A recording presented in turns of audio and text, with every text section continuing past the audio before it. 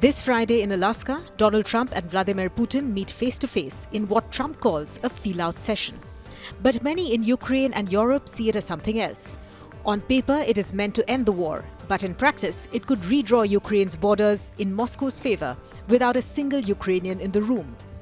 The core idea, floated by Trump's envoy Steve Witkoff after a Moscow visit, is that Ukraine would cede what's left of Donetsk, still under its control, in exchange for a ceasefire and a freeze on the current front lines. For Russia, it means consolidating control over Donbass, rich in coal, industry and infrastructure, and central to the conflict since 2014. For Ukraine, it means giving up towns like Kramatorsk and Sloviansk, part of the so-called fortress belt that has held the Russian military back for 11 years. But for the people still living there, it means being told to walk away from homes they've defended at enormous costs.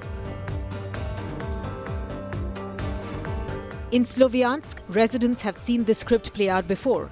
Seized by Moscow-backed separatists in 2014, retaken by Ukraine later that year. Now, under regular shelling, the residents here talk of being traded away not by defeat on the battlefield, but by political agreement. Locals are calling the idea panic-inducing.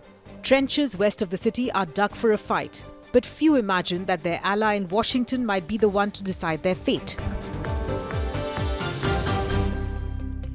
Russian forces are pushing west in Donetsk, tightening pressure on key hubs like Pokrovsk and Kostiantynivka. Losing them would choke Ukraine's supply lines. In other regions, Moscow still occupies parts of Luhansk, Kherson and Zaporizhzhia and wants to keep them.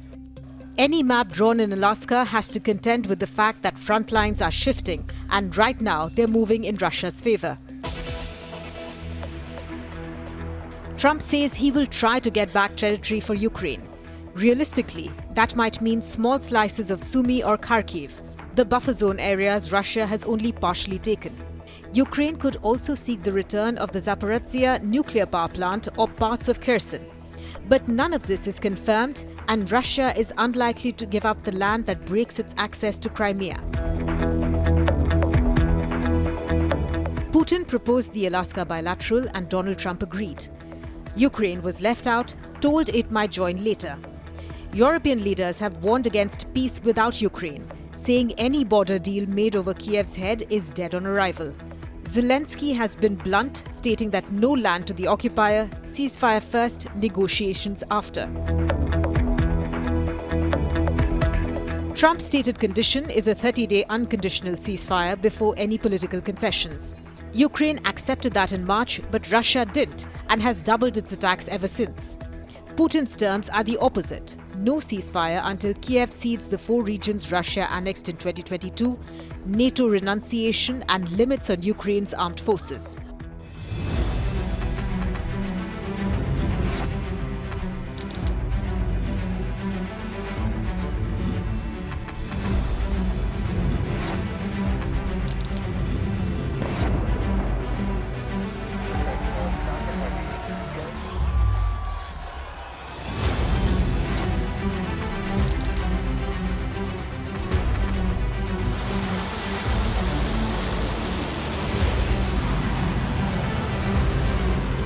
Fighting so long and so hard that they don't know what the they're doing.